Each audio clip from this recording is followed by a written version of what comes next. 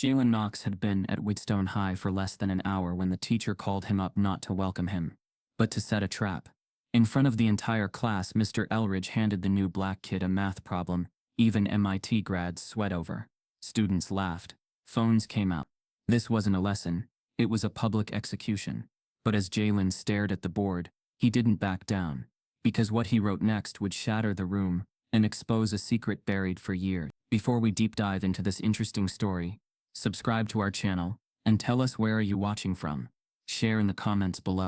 The first bell of the semester rang through the polished halls of Wheatstone High, echoing like a warning shot. Fresh backpacks slung over tired shoulders, sneakers squeaked against linoleum, and the scent of newly waxed floors clung to the air. Students poured into classrooms with their usual mix of anticipation and anxiety. But beneath the surface buzz, there was an invisible thread, a tension that pulsed quietly, especially in classrooms like Room 208 Honors Algebra. Room 208 was pristine and orderly, just like its ruler, Mr. Henry Elridge. Late 50s, tie always tight, shirt always tucked, and a reputation that floated in whispered warnings through the hallways. He prided himself on discipline, but what students feared was his edge, a sarcasm sharp enough to draw blood, and favoritism hidden beneath polished professionalism. His tests were famously brutal, his patience paper thin. Most students knew fall behind once, and you might never catch up. As Mr. Elridge organized his notes with surgical precision, a new name caught his eye on the attendance sheet. He paused for a beat. Jalen Knox. The name lingered on his tongue, unfamiliar and telling. He didn't recognize it, and that in itself was enough to raise his internal alarm. Jalen entered the room with a quiet sort of gravity. He wasn't loud or flashy, but something about him made the fluorescent lights seem a little harsher. Tall for 16, his frame was lean, his skin a deep brown that stood out starkly against the sea of whiteness in the classroom. He wore a crisp white hoodie, jeans that sat just low enough to be questioned, and headphones draped around his neck like armor. His eyes, steady, deep-set, and deliberate, moved across the room with caution sharpened by experience. He didn't flinch at the stares. He'd been here before, not in this school, but in this situation. Being the only black kid in a room full of polite, performatively curious faces. A few students whispered. One girl, blonde with perfect posture, leaned over to her friend and muttered just loud enough, "He's probably here because of that equity program." Her friend giggled behind her hand. Jalen heard them.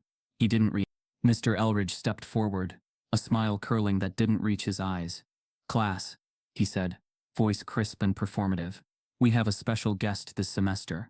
All the way from East Bridge, Jalen Knox." He paused, letting the words settle like dust. "Our diversity surprise." There was a silence, not the respectful kind, the tense, charged kind. Jalen gave a single nod. He wanted to disappear, but he stood his ground. The word diversity hung in the air like a slur in disguise. Mr. Elridge gestured toward the back row. "Any empty seat will do. We don't assign desks here. We let merit decide." Jalen made his way to an empty desk near the window. As he passed rows of eyes, he could feel them assessing him, not just as the new kid, but as something else, something the room had decided it would either test or reject. As class began, Mr. Elridge wrote on the board with precision, explaining the semester's expectations and grading scale. "This isn't like other math classes," he said, pacing slowly. "This is the real deal. If you're used to trophies for participation, you might want to transfer out now." There was a ripple of laughter. Jalen kept his face still. Then, near the end of the period, Mr. Elridge turned abruptly. "Before we dismiss, let's have a little fun," he said with a false brightness. "Jalen, why don't you come up front?" Jalen looked up, surprised. "Sir? You're from Eastbridge, right? Heard you're the top of your class over there. Let's give you a Wheatstone welcome. Solve a little warm-up for us." The room perked up. Phones quietly rose from backpacks. A few students exchanged grins.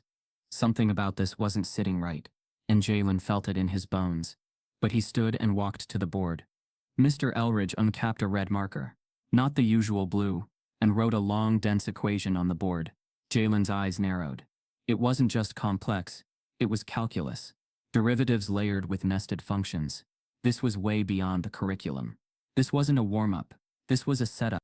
"This one," Mr. Elridge said, stepping back, "even gives MIT students a headache. But I'm sure you've got it." The class erupted in quiet laughter. Jalen stood still. His palms itched.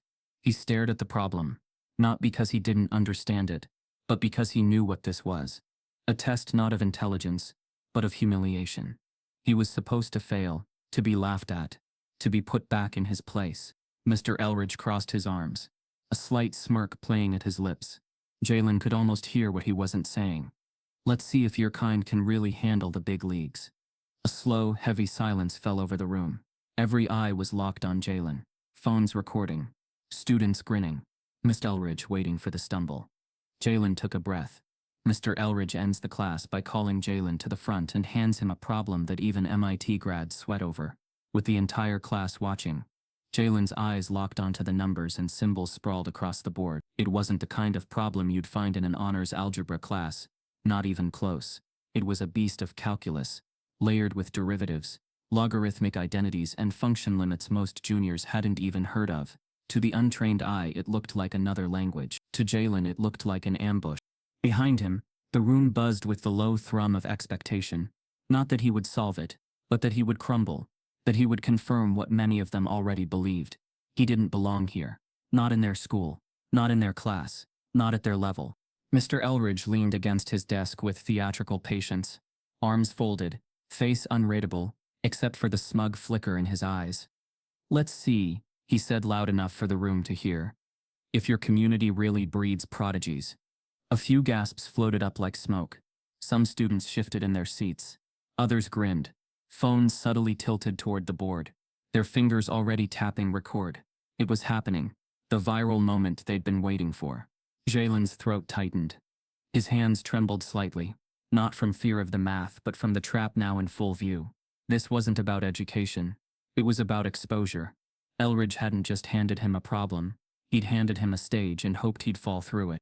He could walk away, say nothing, refuse the game. But something inside him, something deeper than pride, older than math, flickered to life. The fire didn't rage. It simmered, controlled, quiet, ready. Jalen walked to the board. He picked up the dry erase marker with a steadiness that didn't quite match the thudding in his chest. The marker felt cold and cheap, like everything in this moment, manufactured and disposable. He inhaled, exhaled, and then he started. First, he wrote down what he knew. Foundational formulas, constants, and known identities. He didn't attack the problem like a student rushing to impress. He approached it like a strategist, careful, patient, peeling away the layers one by one. At first, the class didn't notice. They were too busy preparing for failure. But then Jalen's writing filled the board. Clean, structured, purposeful. Someone whispered, "Wait, is he?" Another student leaned forward, squinting. Mr. Elridge's smirk faltered. Just slightly. Jalen's breathing slowed. The math absorbed him. He wasn't in the classroom anymore, he was in the problem.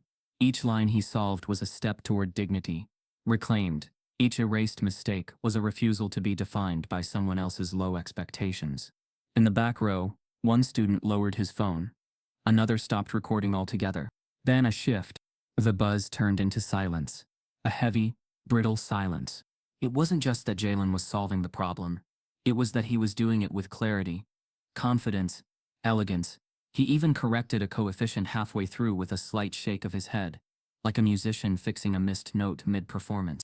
Mr. Elridge stood up now, his arms no longer folded.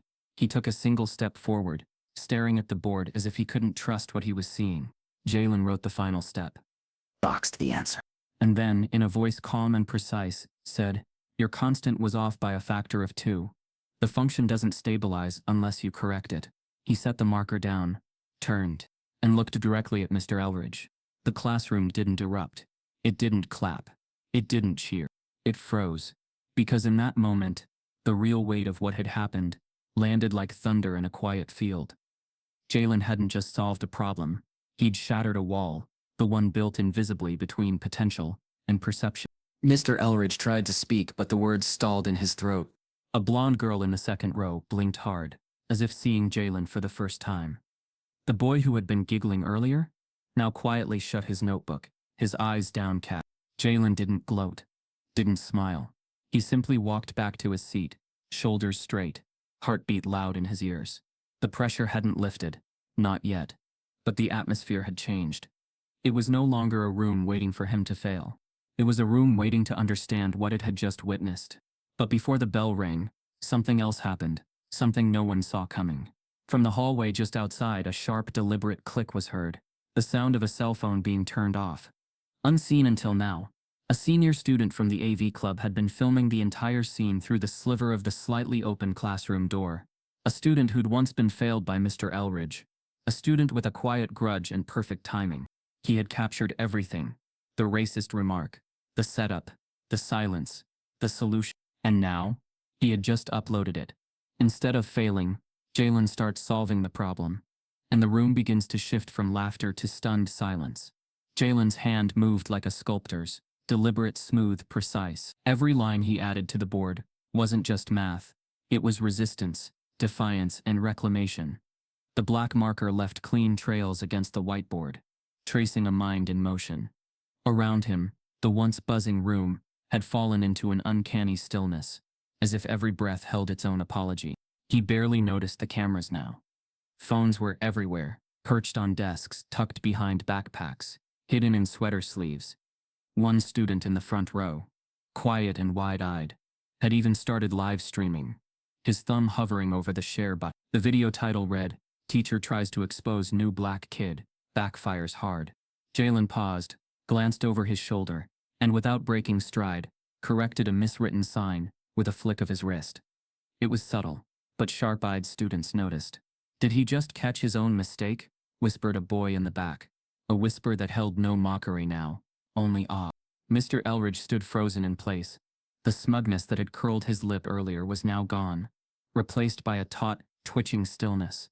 His eyes followed each of Jalen's movements, like a man watching a rope slip through his fingers in slow motion. His classroom, his controlled, curated academic kingdom, was unraveling in real time.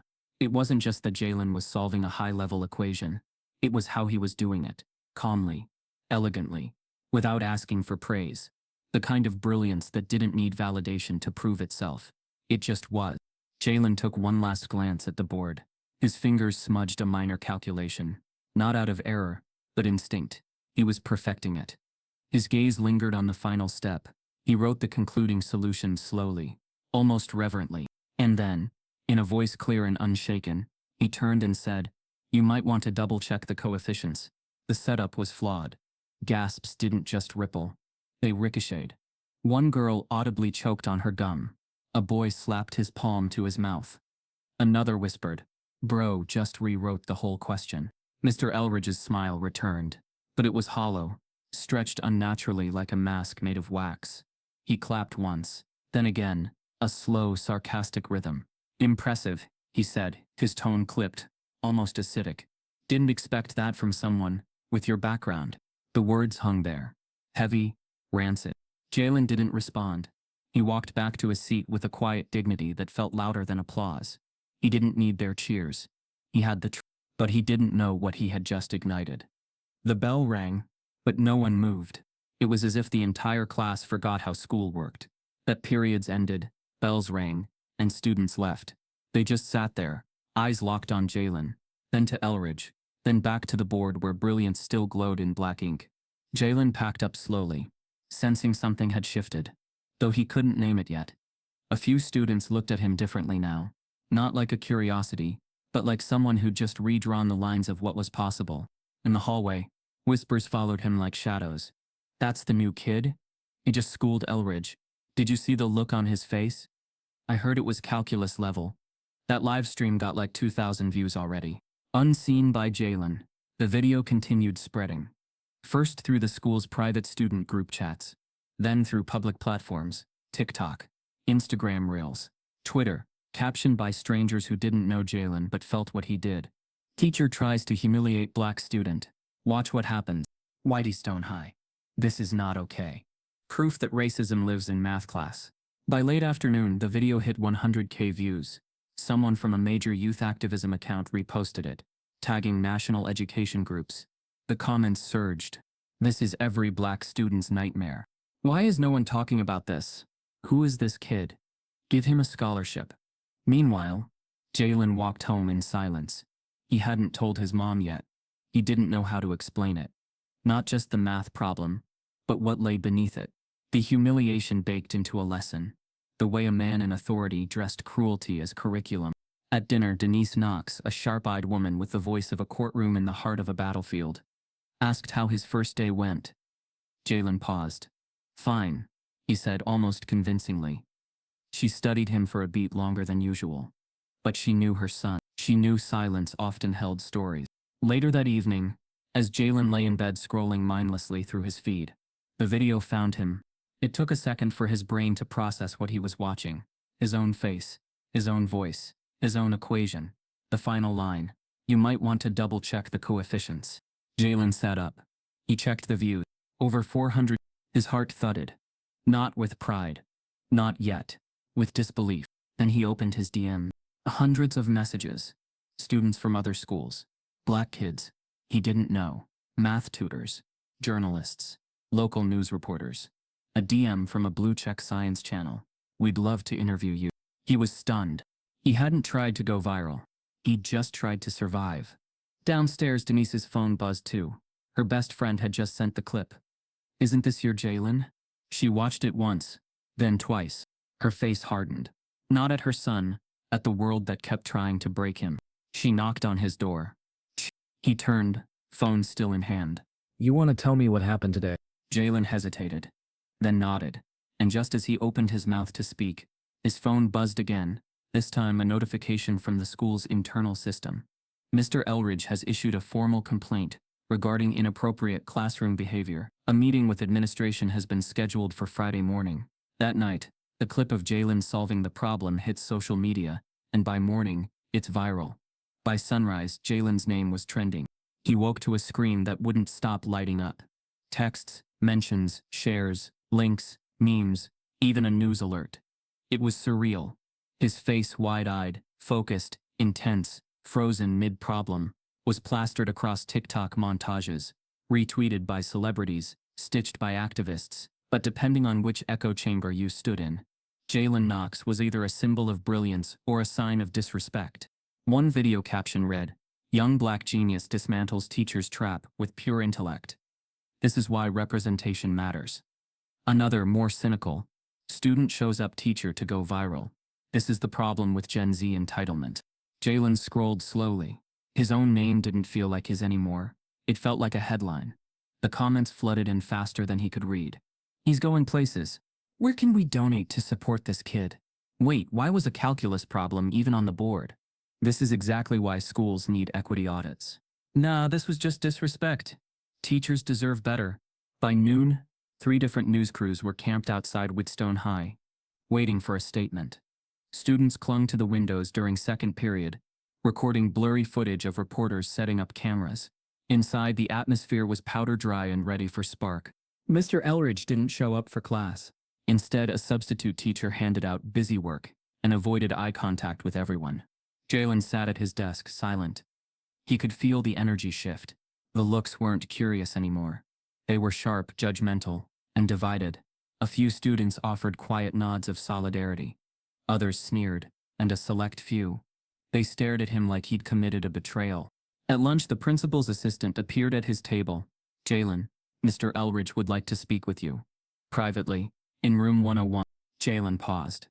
"Now," she nodded. "Now." He left his half-eaten sandwich and followed her down the hallway. It was quiet in a way that felt staged, like the school was holding its breath. When they reached the room, the assistant knocked once and left without waiting. Jalen opened the door. Mr. Elridge sat alone at a conference table, his sleeves rolled up, and a cup of untouched coffee sweating beside him. The fluorescent lights above flickered, casting a dull gray over his face. "Jalen," he said, gesturing toward the seat across from him. "Thanks for coming." Jalen didn't sit immediately. "Is this disciplinary?" "No," Elridge replied quickly. "Just a conversation." Jalen sat. There was a moment of forced stillness. Then Elridge folded his hands and leaned forward. "I owe you an apology," he began. "Perhaps I misjudged the moment. It was never my intention to embarrass you." Jalen said nothing. Elridge continued. "I challenge my students. That's what I've always done. I push them to their limits because that's how they grow. I wanted to test you. Maybe my delivery was off. Maybe it seemed targeted." Jalen's jaw clenched. "It was targeted," he said evenly. Elridge flinched slightly, but recovered. Jalen, you're an impressive young man. And I believe this moment, this attention, it's a great opportunity for growth. For both of us. But for the sake of peace, for the media, for the school, I think it would be wise if you considered releasing a brief statement. Something to de-escalate things. Jalen narrowed his eyes. A statement? Something simple, Elridge nodded. Acknowledging that perhaps things were taken out of context. That the classroom isn't always a perfect place. That you respect your teachers. Jalen leaned back, heat rising behind his ribs. So you want me to apologize? Not apologize, Elridge said quickly. Clarify. Set the record straight. Help everyone move forward. Jalen shook his head slowly.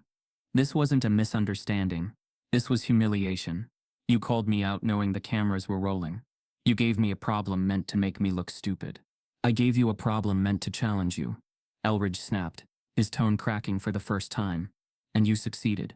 Isn't that enough? No, Jalen said. Because you only challenged me like that because of what I look like. Not because you believed in me, but because you wanted to break me. Elridge's mouth twitched. He looked away, suddenly fascinated by the sweating coffee cup. Jalen stood. This isn't about moving forward, he said. It's about refusing to stay silent. As he turned to leave, Elridge said, You'll regret making this a war. Jalen didn't answer. Back in the hallway, Jalen's steps felt heavier. He wasn't scared. He was angry. But he was also tired of being polite while bleeding. That afternoon, he found an envelope in his locker. It was sealed, formal, embossed with the school's emblem. He opened it. To the parent guardian of Jalen Knox, we request your student's presence at a disciplinary mediation session this Friday. The purpose is to address concerns of public disruption and faculty embarrassment following a recent classroom event. We expect a written acknowledgement of the incident and a statement of professional respect from Jalen to the faculty member involved. Jalen read it twice. They wanted him to apologize. Not Elridge. Not the system. Him. The student. The one who solved the problem. The one who was set up. The one who, in their eyes, made it worse by surviving with his dignity intact. He crushed the letter in his fist, and just as he stuffed it into his bag, a girl from his algebra class, the one who had laughed when Elridge introduced him as a diversity surprise, walked past and said under her breath, Guess being smart doesn't mean knowing when to shut up. Jalen froze. He didn't look at her. He didn't need to. He knew what she meant. Jalen is handed a notice from the school. They want him to apologize for embarrassing faculty. Jalen didn't sleep that night. The letter from the school lay on his desk, smoothed out after he'd unfolded it from the crumpled ball he'd stuffed in his backpack. The formal tone, the veiled accusation, the demand for a written acknowledgement, it echoed like a siren in his mind. He hadn't lashed out. He hadn't disrespected anyone. He'd simply solved a problem. But now they wanted him to apologize for being brilliant in a room that didn't expect it from him. By morning, the weight of the decision sat heavy on his chest. He walked downstairs with the letter in hand. Denise Knox stood at the kitchen island, sipping coffee in her usual composed morning silence. A stack of legal briefs lay beside her. She was semi-retired, but never really stopped working. Jalen slid the letter across the counter without a word. She read it once. Then again. Her expression didn't change, not at first. But a tightness crept into her jaw. A fire rekindled in her eyes. They want you to apologize? She asked. Jalen nodded. Denise placed the mug down, carefully, as if it might shatter if set too hard. Then she walked to the fridge, pulled out orange juice and poured him a glass. When she finally spoke again, her voice was razor sharp. Pack your bag. We're going to school. At 9:42 a.m., Denise Knox stepped through the glass doors of Whitstone High like a storm in heels. Black coat, briefcase in hand, eyes scanning every corner of the office like she already knew the script. The receptionist barely had time to speak before Denise announced, I'm here to address the retaliatory targeting of my son, Jalen Knox. And I want the principal, the superintendent, and your legal counsel present, immediately. By 10:15, they were in a conference room. Jalen sat beside her, silent but burning inside. Across from them, Principal Carr, a tall man, with thinning hair, and the permanent expression of someone caught between public image and internal politics. Ms. Dahl, the district liaison, and Mr. Elridge, who looked notably less confident than he did in class. Denise opened the meeting. My son is being asked to apologize for outperforming expectations.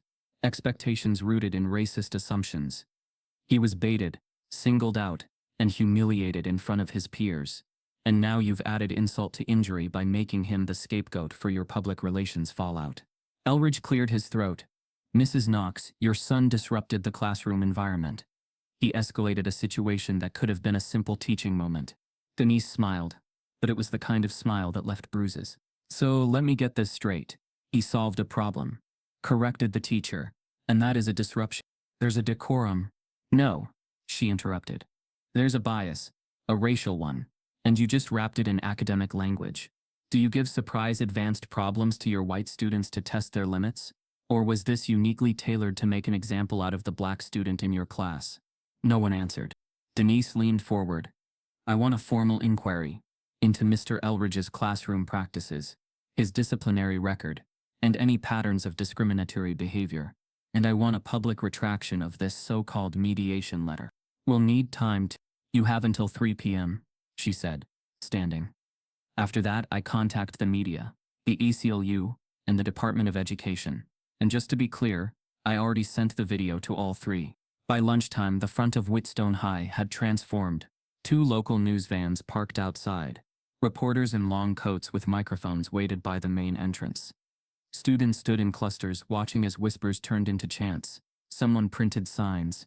Let Jalen speak. Challenge racism, not students. Math is neutral.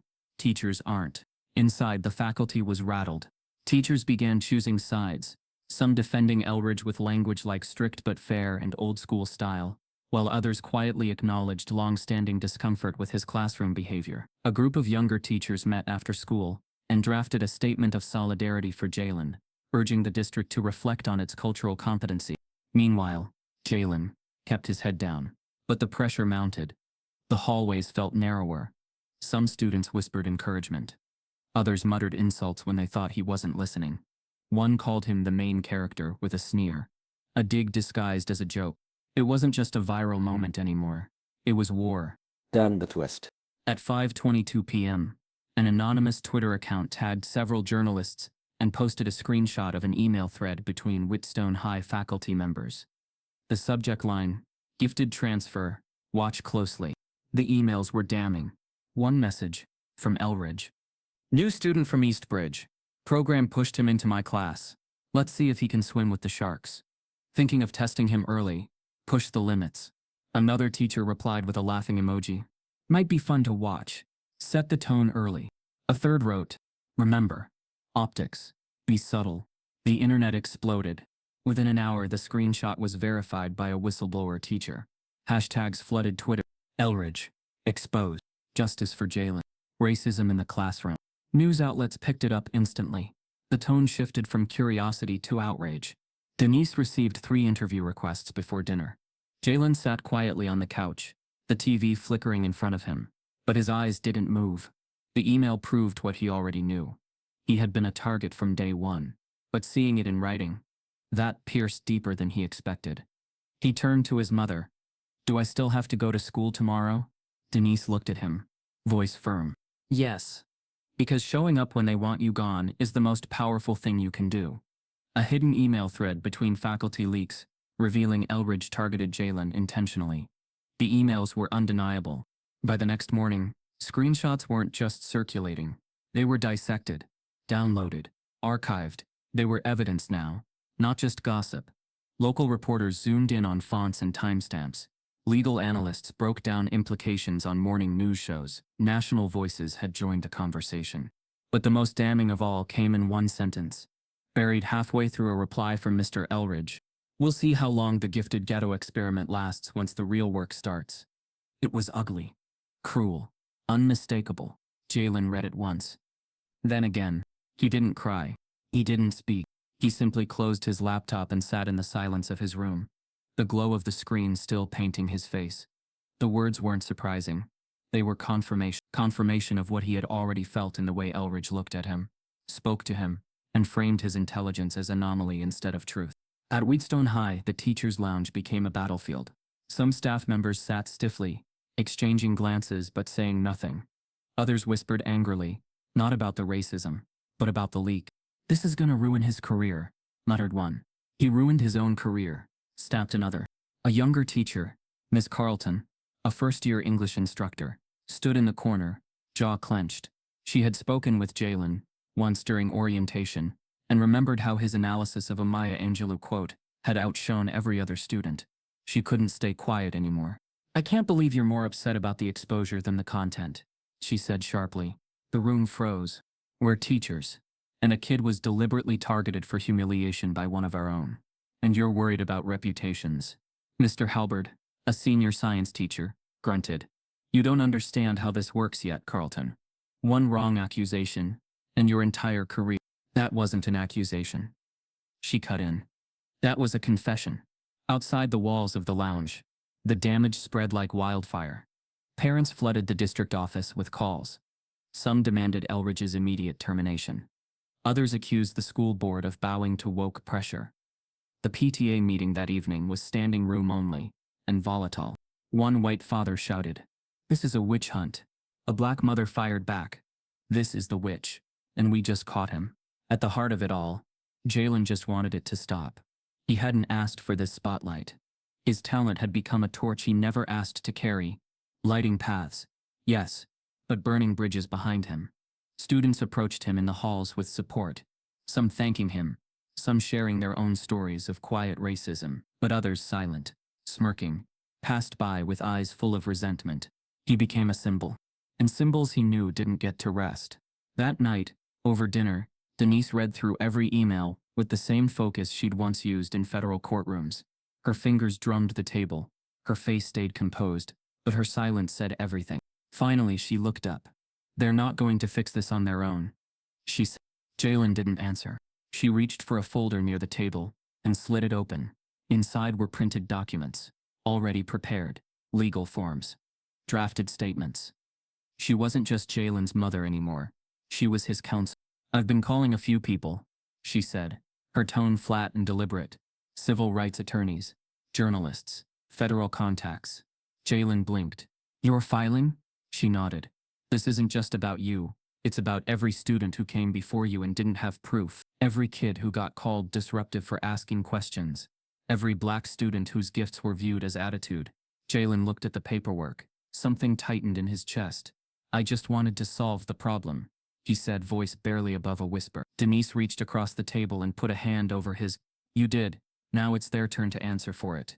The next morning, news broke fast. Denise Knox was filing a federal racial discrimination lawsuit against Wheatstone Unified School District. The headlines were piercing. "Mother of viral math student takes legal action. Calls for education reform. Systemic racism in suburban schools.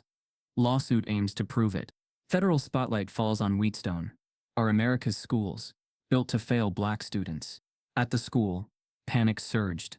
The district sent out a carefully worded press release stating they took the allegations seriously and would conduct a thorough internal review.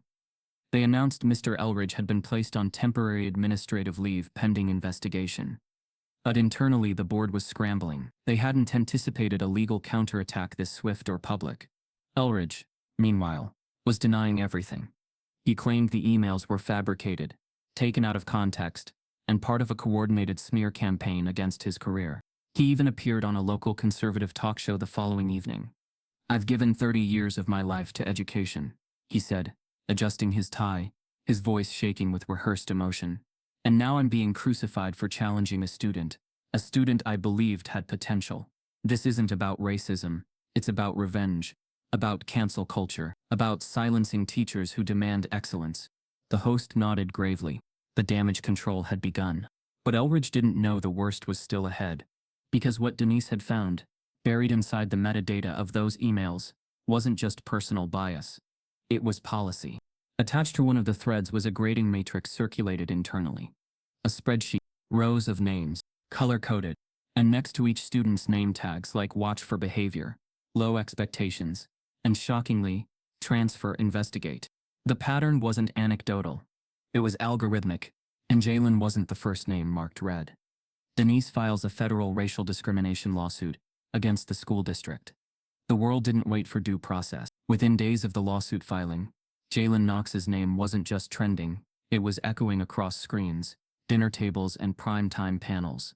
He had become more than a student. He was a case study, a lightning rod, a symbol caught in a whirlwind of America's deepest, most unresolved tension. Cable news lit up with dueling narratives.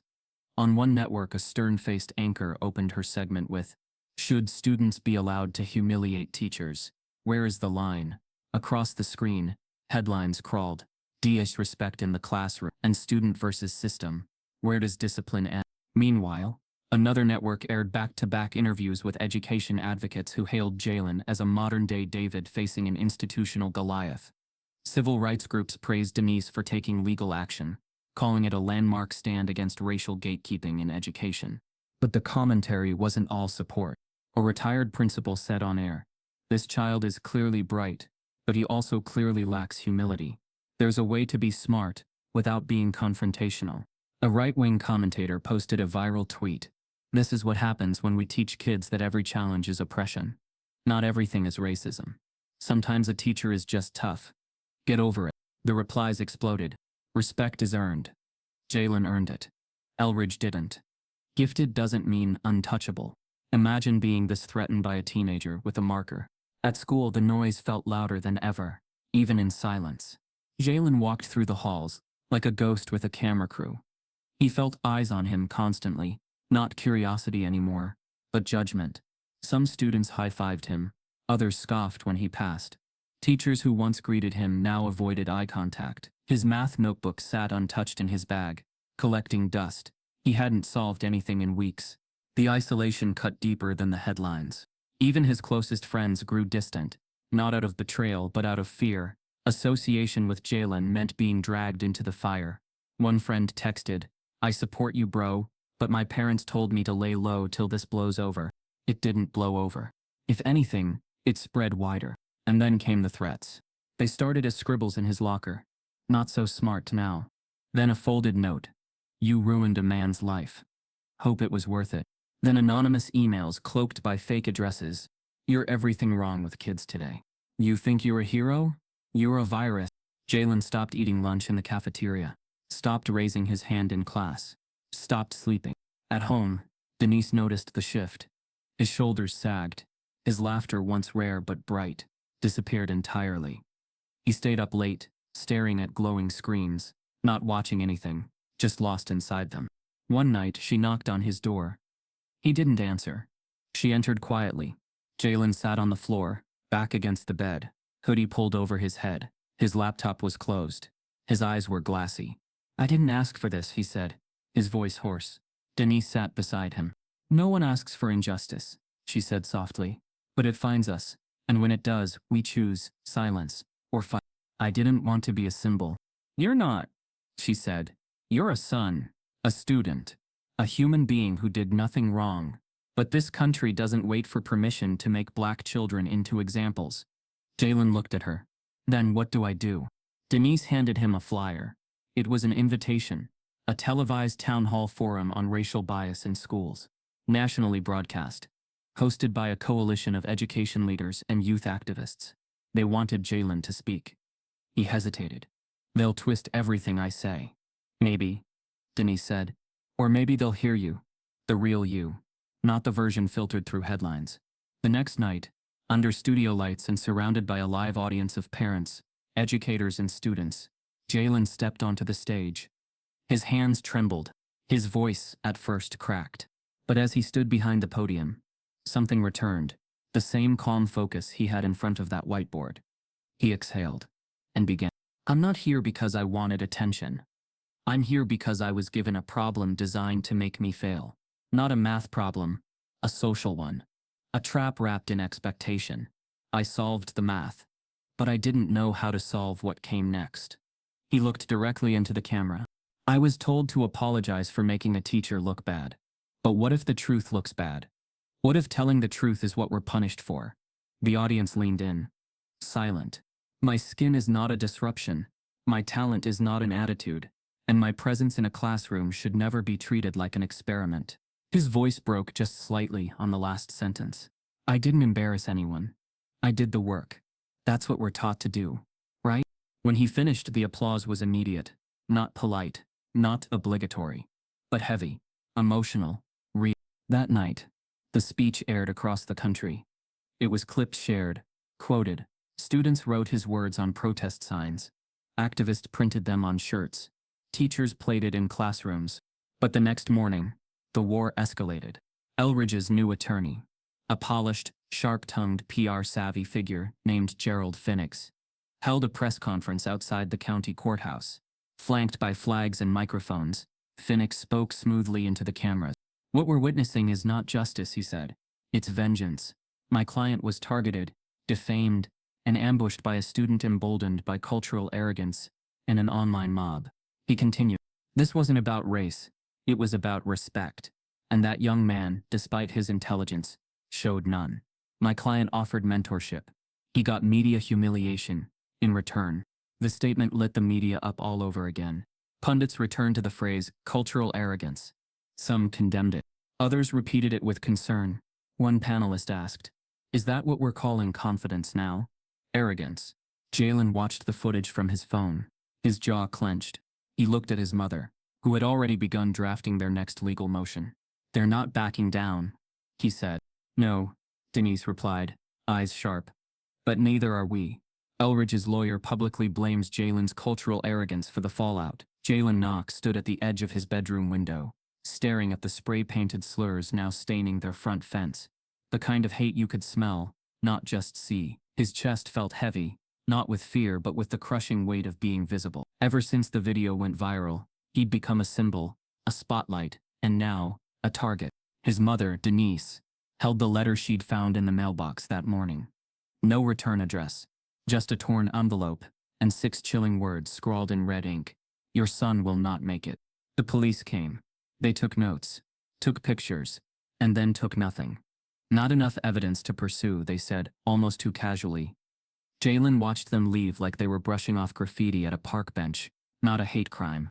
At school he wore his hoodie tighter, not because of the cold, but to shrink from the eyes that stared too long. Some in awe, some in blame.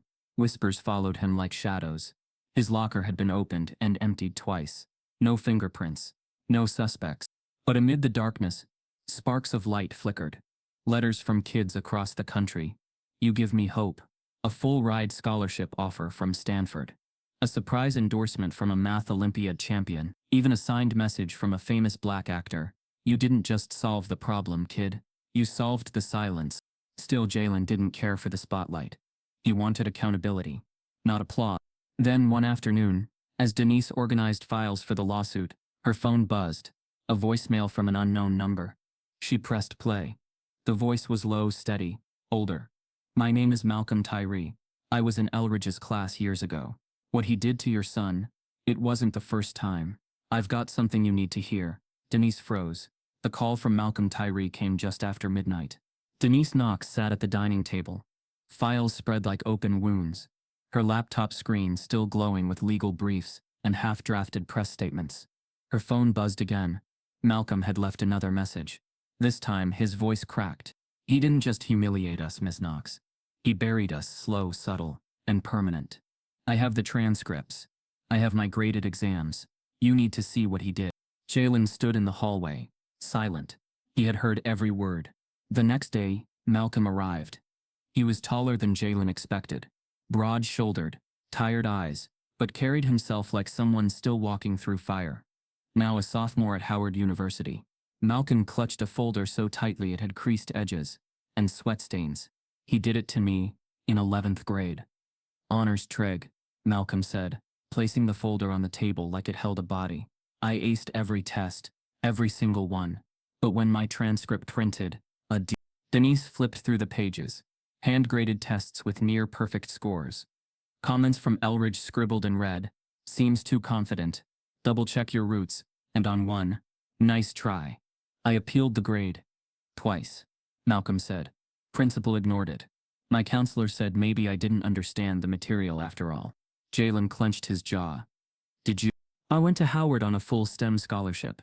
I'm pre-engineering," Malcolm replied quietly. "So yeah, I understood."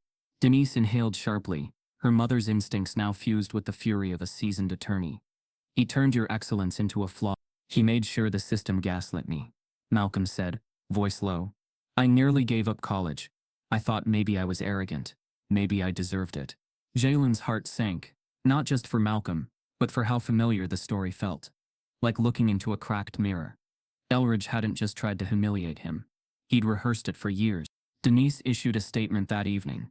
We are now representing multiple former students who have credible documented experiences of academic suppression and racial bias at Woodstone High. This is no longer about a single incident. This is a pattern. The emails, the threats, the setup, now had context. What Jalen experienced wasn't a unique cruelty. It was a blueprint. Within days, more came forward. Trina Wallace, now a data analyst in Chicago, shared screenshots of her senior year essays, marked with passive-aggressive notes from Elridge. Overly emotional, too much cultural focus, try less attitude next time. Devin Mallory submitted a college recommendation form Elridge had filled out in 2015, where the section for leadership was meant to be ranked 1-5. Elridge had drawn a line through the entire box, and handwritten, unclear potential. And then came the flood. Anonymous alumni began emailing Denise. One wrote, "He smiled while failing me, like it gave him joy." Another, "He made me stay after class to prove I knew the answer, always with that smirk. Always when no one else was around." A third, "He told me I wouldn't survive in real college math. I graduated from Princeton with honors." News outlets picked up the momentum. What had started as a viral video had now become an expose, a growing file of microaggressions, manipulations, and targeted academic sabotage. Elridge, in response, disappeared from the classroom. His statement through his lawyer was cold and rehearsed. "I've served this district with integrity for over 20 years. I categorically deny these baseless and opportunistic accusations." But the district saw the writing on the wall. Fearing lawsuits, donor pullout, and political pressure, the board moved quietly. They offered Elridge early retirement, full pension, no admission of wrongdoing. Denise called it what it was, a golden parachute for a man who pushed black kids off a cliff. At a closed-door meeting, the board pleaded with her. "This protects your son's privacy. It ends the media circus." Everyone walks away quietly. But Denise had stared down bigger systems. "We don't want quiet, we want precedent. This isn't about my son. It's about every kid he silenced. We're not negotiating justice." Jalen watched his mother, fierce and composed, and realized this wasn't just a legal fight anymore. It was history in motion. Then, another twist. An investigative journalist unearthed a series of inter-school communications. In them, staff discussed managing expectations with transfer students, especially those from non-traditional academic backgrounds. One email mentioned Jalen by name, weeks before the semester began. Jalen read the words in disbelief. "Let's see how long the prodigy lasts before he hits real math." The country reacted with shock, but for many black families, it wasn't surprise. It was confirmation. The myth of meritocracy had cracked. By now, Jalen was fielding interview requests from every major outlet: CNN, NPR, The Times. But he declined most. He didn't want to be a face. He wanted to be. Then, an invitation arrived. From Washington. The House Committee on Education and Labor wanted Jalen to testify at a congressional hearing on racial bias in American schools. It was more than a headline. It was a podium. Jalen stared at the envelope for a long time. Malcolm sat beside him. "You gonna do it?" he asked. Jalen didn't answer immediately. Instead, he looked out the window, at the scars on their front fence, the fading spray paint, now barely legible, but forever burned into his memory. "I'm not doing it for me," he finally said. "I'm doing it so no other kid has to flinch when the teacher calls their name." Malcolm nodded. "Then we've already won." Jalen folds the invitation, heart pounding. His name will echo in Washington. But across town, Elridge meets with a new legal team. And this time, they plan to flip the narrative. The rotunda of the Rayburn House office building hummed with tension. Cameras lined the back wall. Staffers whispered across notepads.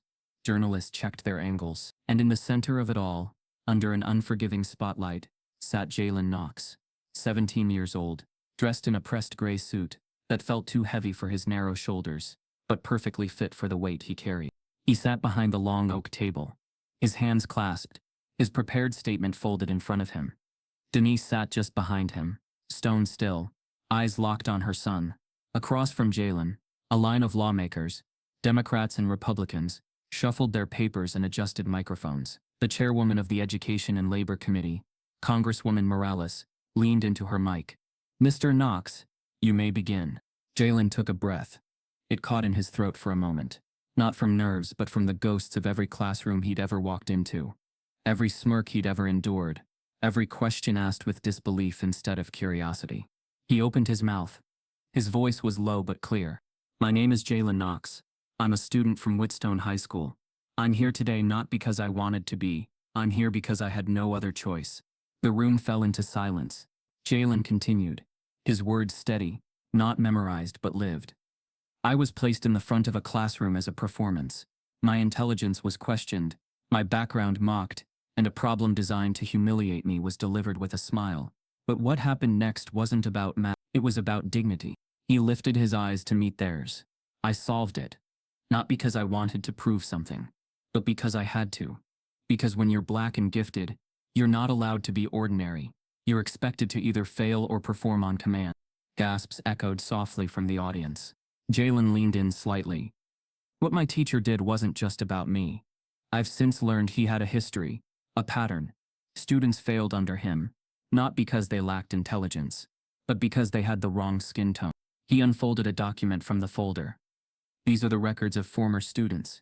Perfect test scores, failed transcripts, racist comments buried in margins. One was told he lacked leadership instinct. Another was told to speak less culturally. These weren't accidents. They were decisions. Murmurs erupted from the gallery. I'm not here for fame, Jalen said. I turned down interviews. I turned down movie offers. I turned down MIT. Because this isn't entertainment. It's reality. For millions. It's not about one racist teacher. It's about a system that lets people like him thrive for decades. Unnoticed, unpunished, and unquestioned. A hush fell again. Even the lawmakers seemed frozen. Jalen's voice softened. What happens to a mind when it's told over and over? It's not enough. What happens when a gifted child is handed shame instead of support? He paused. I'll tell you what happens. They stop raising their hand. They stop trying. Some of them stop dreaming altogether. There was no dry eye behind him. Congresswoman Morales leaned forward. Mr. Knox, what do you want from this committee?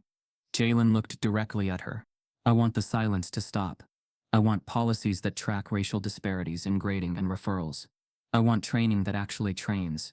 I want audits, oversight, accountability, and most of all, I want the next Jalen Knox to walk into a classroom and be seen, not as a threat or a token, but as a student. A beat passed, and then applause, slow at first, then unified, then standing. It was bipartisan. Denise blinked hard, her hand over her mouth. She wasn't just proud, she was shaken. Not because he spoke so well, but because for the first time in her life, someone had listened. Lawmakers huddled after the hearing. Within hours, Representative Diaz introduced the REAH Act, Racial Equity and Accountability in Classroom Handling, proposing mandatory racial bias training for all federal-funded educators, along with annual equity audits in public schools. The story led every major network that night. Teen testimony shocks Congress. Student exposes national crisis in education. Jalen Knox, the voice we didn't know we needed.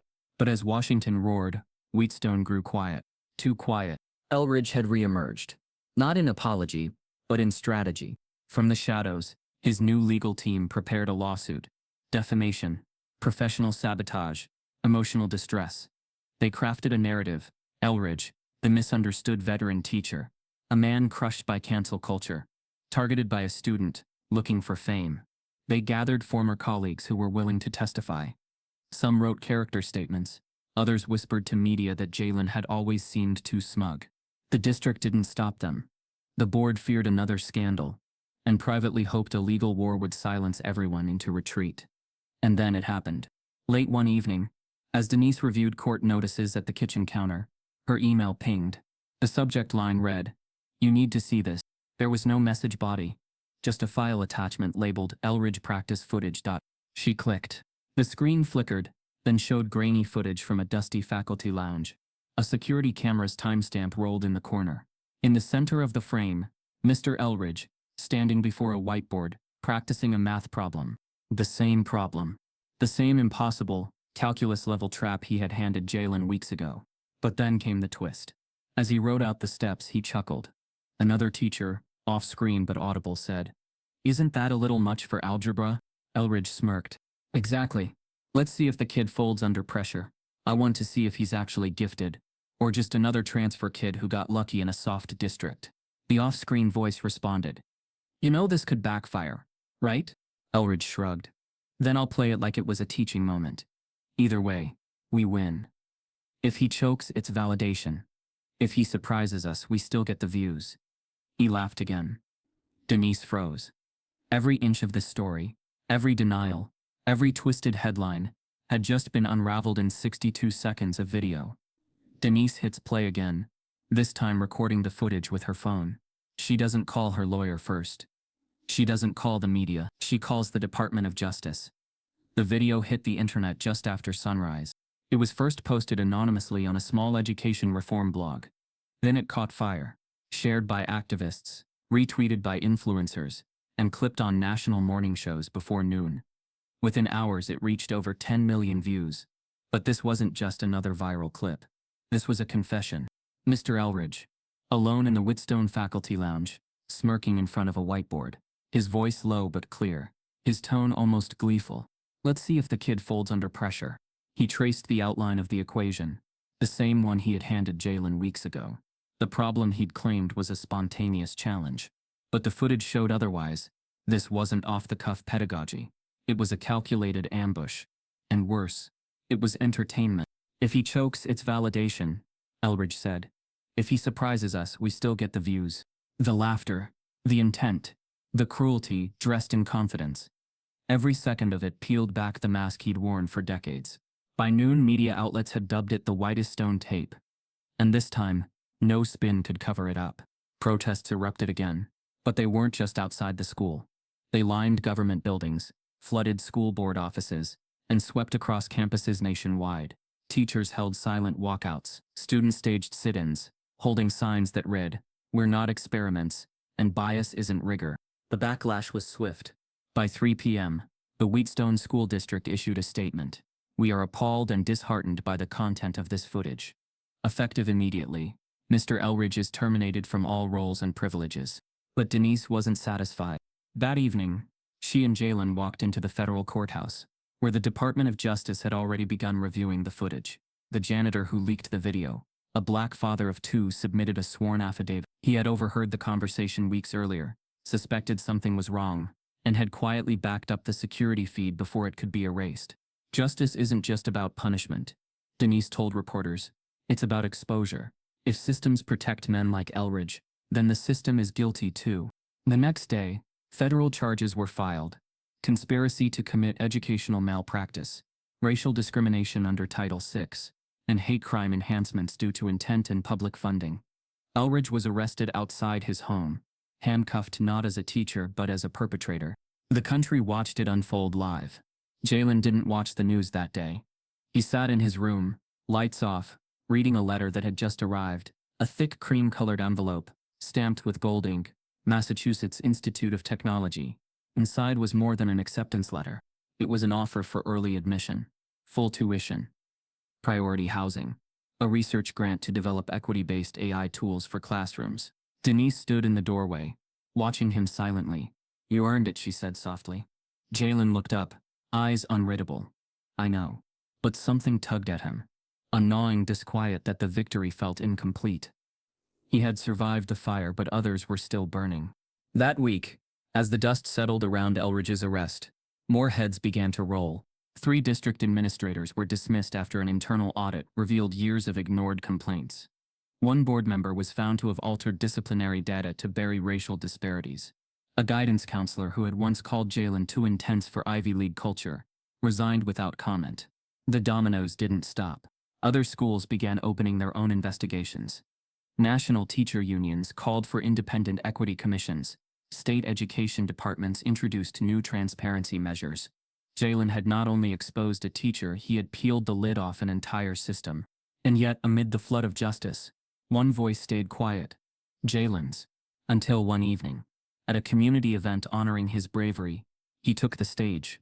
Dressed simply in a sweater and slacks, Jalen walked to the microphone and looked out at a packed auditorium.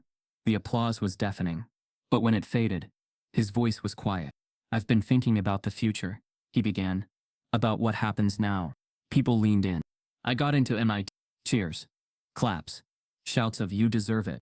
Jalen held up his hand gently. But I'm turning it down. A silence fell. I don't want to leave just yet.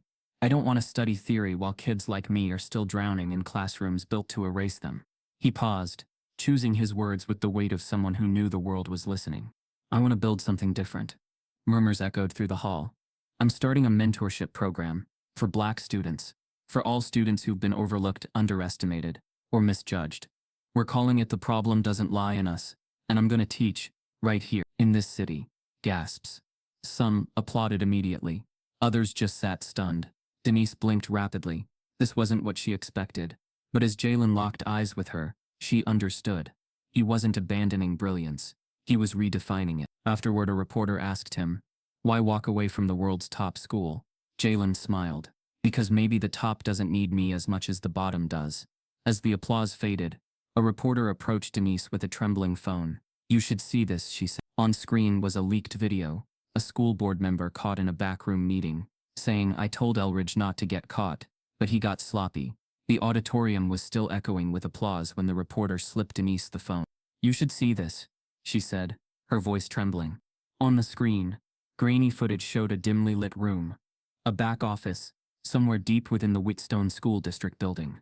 In the corner sat Edward Halber, a longtime board member and retired superintendent, his voice calm but unmistakably sharp. "I told Elridge not to get caught," Halber said to an unseen figure. "He got sloppy. We could have kept this quiet if he hadn't pulled that stunt in front of cameras." Denise didn't blink. She simply hit record on her own phone, a reflex by now. By morning, the footage was everywhere. Hashtags exploded. Protesters returned to the school board office. But unlike before, Jalen didn't waver. He stood taller now, not just as a student, but as a builder of something new. Days after his MIT rejection went viral, Jalen formally launched his initiative, Elevation Code, a grassroots mentorship program aimed at Black and underserved students in low-income districts, designed not to fix them, but to arm them with what school systems refuse to teach: self-worth, systemic literacy, and resistance. "Our schools teach equations," Jalen said at the launch event, "but they don't teach kids how to calculate their own value. We're changing that."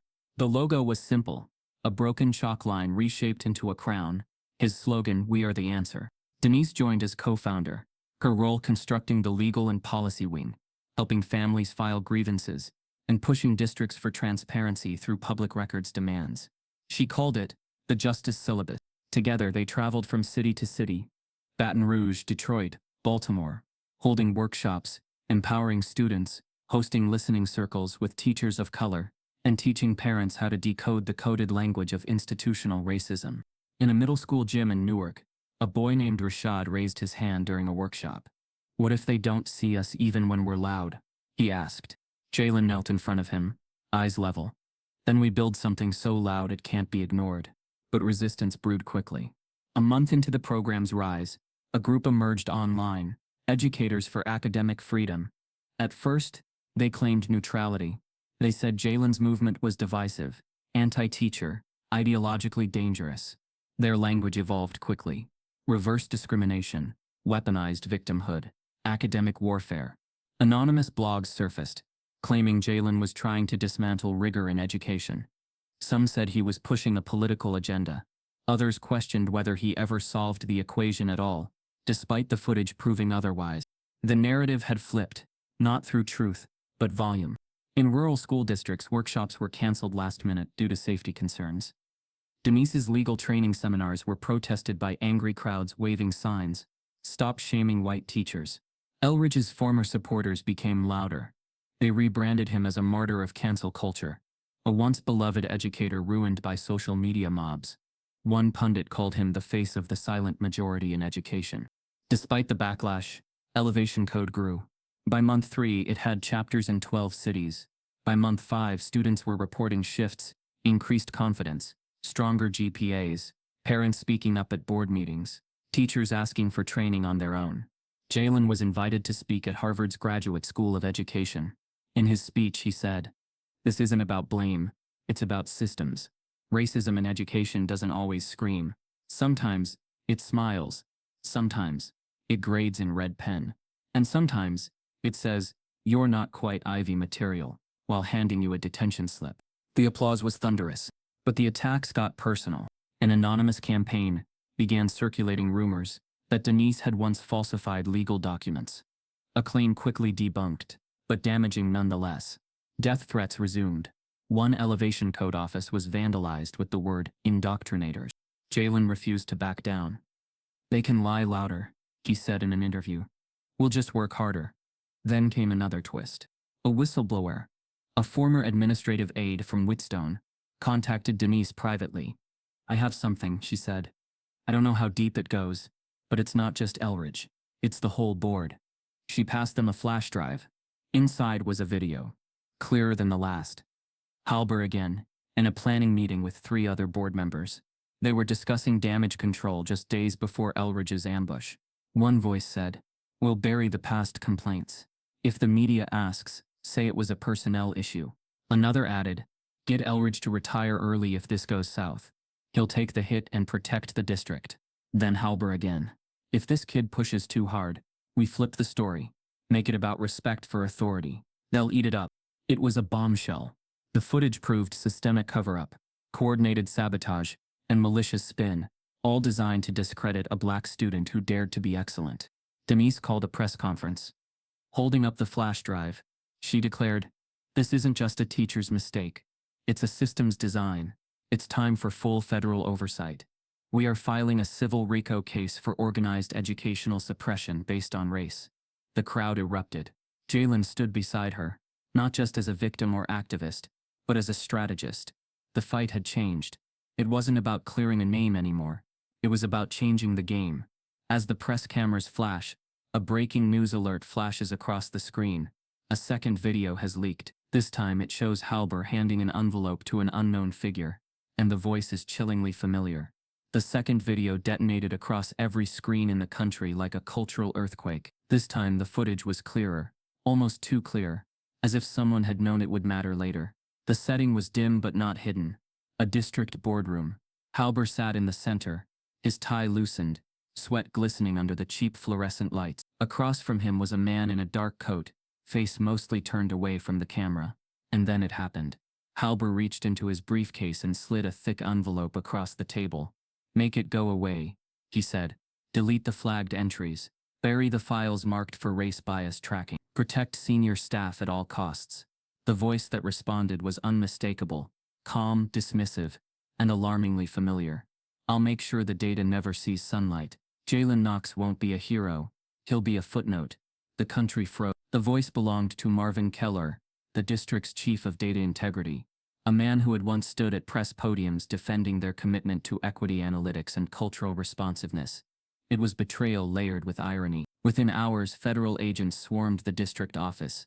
The FBI, now officially involved, raided Keller's home and seized servers from the district's data warehouse. Initial reports confirmed years of data manipulation, specifically targeting racial disparity logs, complaint filings, and transfer approvals tied to black students. The crime wasn't just one man's bias.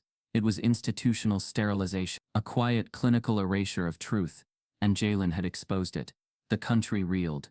Parents demanded audits. Teachers resigned. Districts across the state called emergency meetings. The Department of Education launched a national task force. Civil rights attorneys compared it to a modern-day COINTELPRO. Only this time, the target was black potential. But as the firestorm grew, Jalen remained remarkably still. He continued traveling, speaking, teaching, each city more hostile than the last, each room more divided. The work, he said, wasn't optional. In Tulsa, he stood before a gymnasium of 9th graders. "Do you know how powerful it is to be smart?" he asked. "They fear that. They fear your mind more than your fists. That's why they aim for it." In Baton Rouge, he told a group of young girls, "Don't shrink so others feel tall. Your brilliance isn't a threat. It's a revolution." But the tension around him swelled.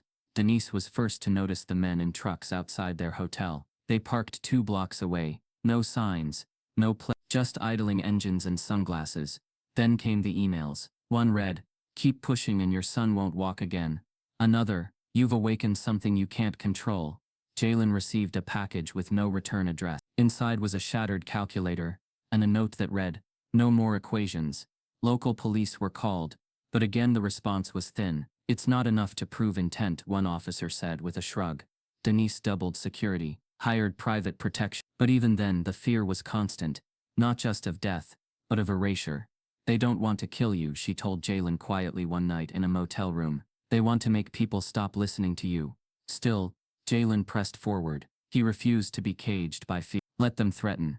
He told the press. My generation was born with cameras and questions. We're not built to stay quiet. But danger didn't wait for permission.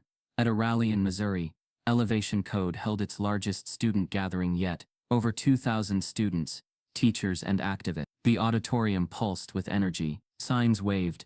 Teach us truth. We are not mistakes. Black minds matter. Jalen took the stage to thunderous applause. He opened his speech slowly, with the cadence of someone who knew every word was weight. They buried our data. They buried our files. They buried our voices. But we're still here. He paused. Because you can't bury math. You can't bury truth. You can't bury a mind once it's awake. The crowd roared. But not everyone was cheering. Outside, a group of protesters stood with rifles slung over their shoulders. They wore flak vests, mirrored sunglasses, and hats with phrases like "Free thinkers fight indoctrination." Police kept their distance. Open carry, they said. Signs read, "Stop weaponizing race. Education is not activism. Go back to algebra, not anarchy." And then, without warning, something shifted. A smoke canister burst in the parking lot.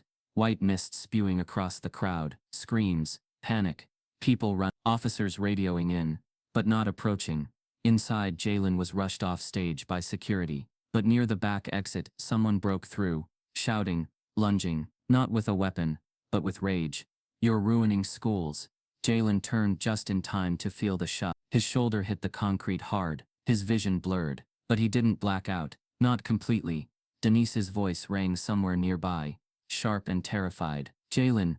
The crowd outside turned frantic. Police finally moved in, not to arrest the assailant, but to corral the panicked student. Medics rushed in. Jalen was lifted to a stretcher, dazed, but conscious. As he was rolled into the ambulance, cameras caught his face, scratched, shaken, but still unbowed.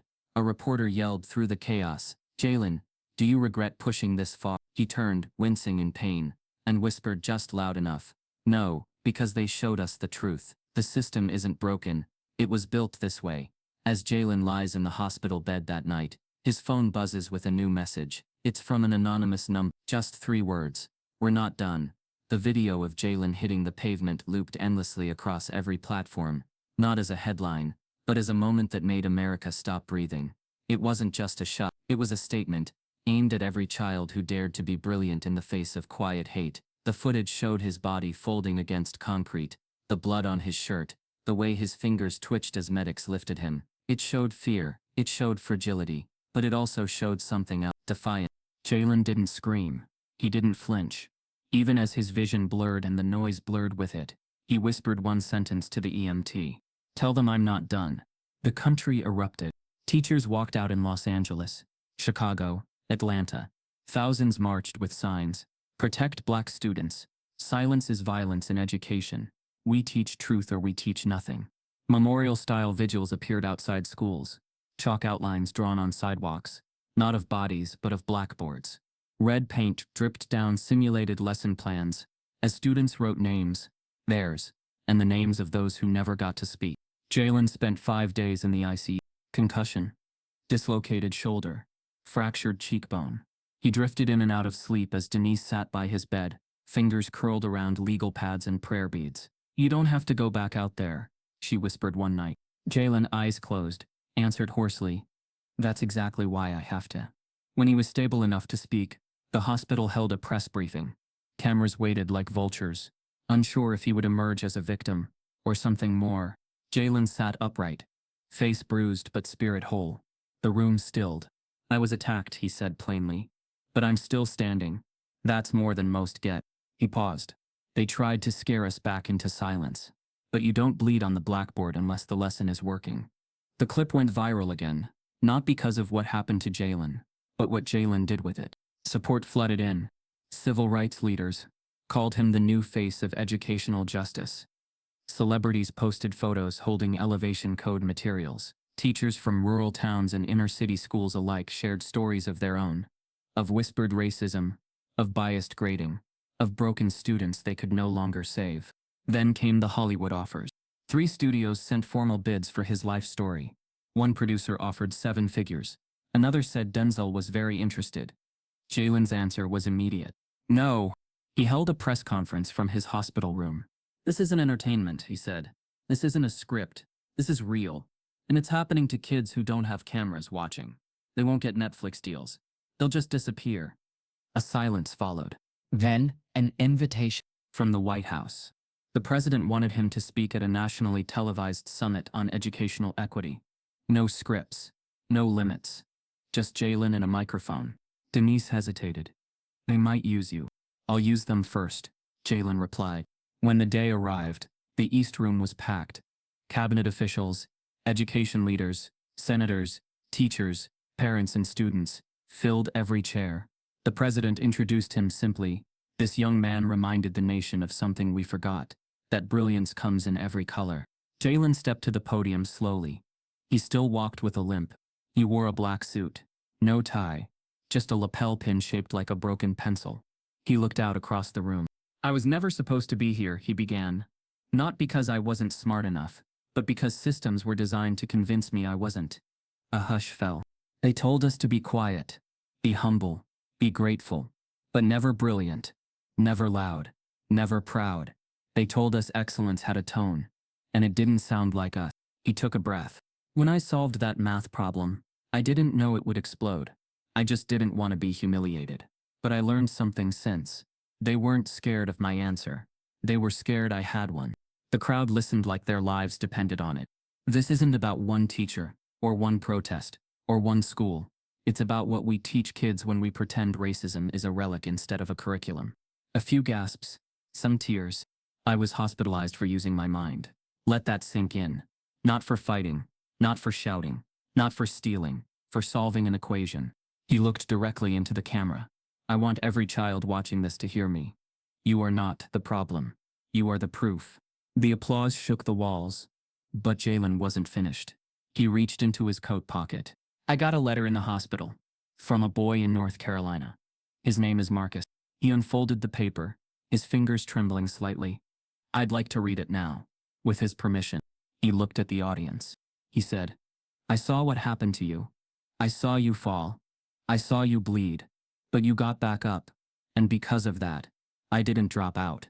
The room went still. Jalen's eyes welled, not because of pain, but purpose. He said, I thought school wasn't for people like me. I thought I'd never be enough. But then I saw you. You made me believe there's more than just survival. Jalen closed the letter. This is why I said no to Hollywood. Because this story doesn't end with me. It starts with Marcus. It starts with the next kid told to sit down. It starts with the girl who's told she talks too loud, or dreams too big.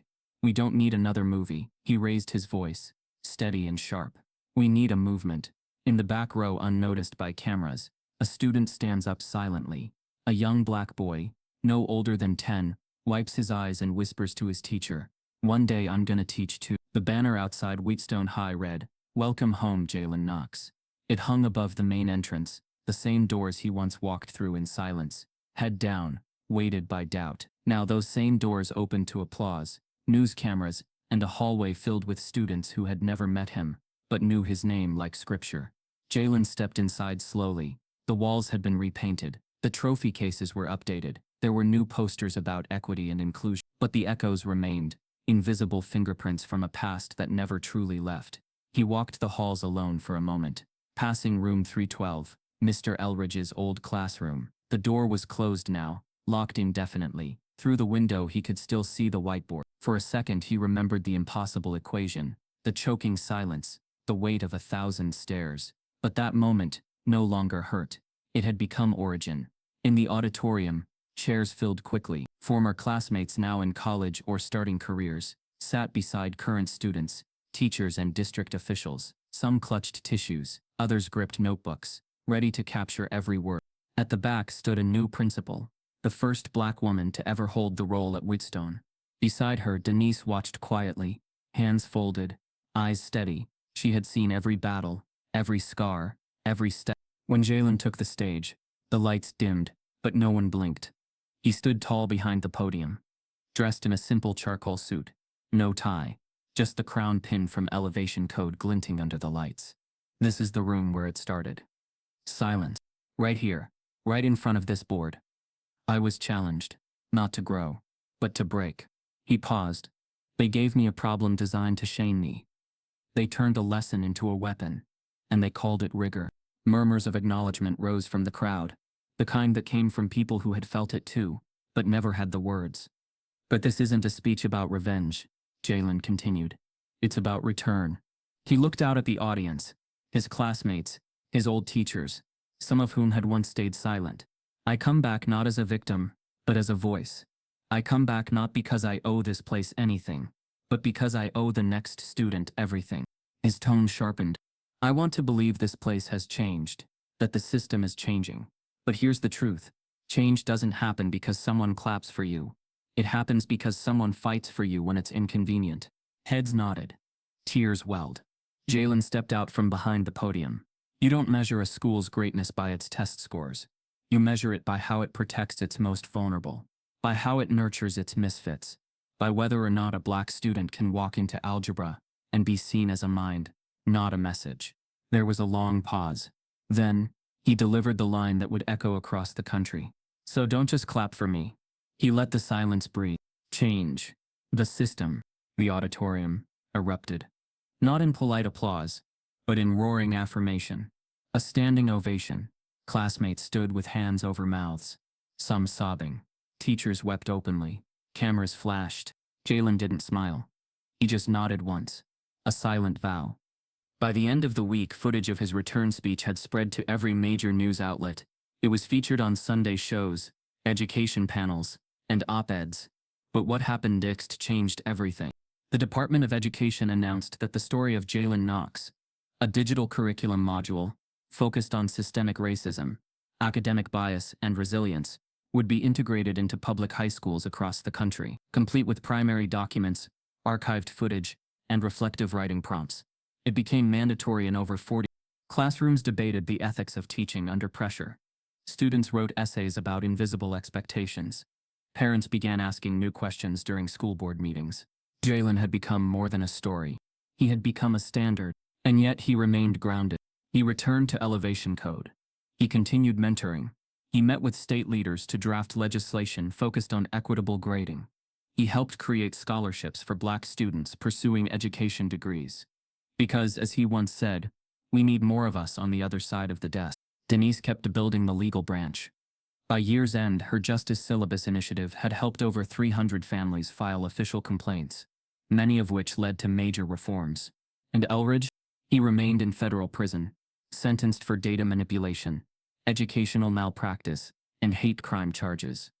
He never apologized, not once, but it no longer mattered. His name had become a cautionary tale, not a threat. On the one-year anniversary of his testimony, Jalen was invited to speak again in D.C., this time to help guide the implementation of the new REH Act. As he stepped onto the steps of the Capitol, he looked out at the hundreds of students holding signs with his name. And yet, for all the headlines, for all the honors, Jalen still thought about that moment, that first moment, standing at the whiteboard, palms sweating, surrounded by silence, expected to fail. It was no longer a memory of pain. It was his first lesson plan. Back at Whitstone, the auditorium had emptied, but the air still buzzed with what had happened. The camera panned across the room, scanning the now silent seats. And then it stopped. In the third row, a new student sat quietly, alone. A black boy, no older than 12, still wearing his backpack, still clutching his notebook. His eyes were wide. His grip was tight. And as the stage lights dimmed, he whispered to himself, not loudly, not for anyone to hear, just enough to believe it. One day, I'm going to do that. If you've ever felt silenced, overlooked, or told you weren't enough, this story was for you. Because brilliance shouldn't come with a price tag, especially not one paid in pain. Jalen spoke for every student who never got the chance. Type yes if you believe every mind deserves to be seen. Subscribe if this story broke your heart and opened your eyes.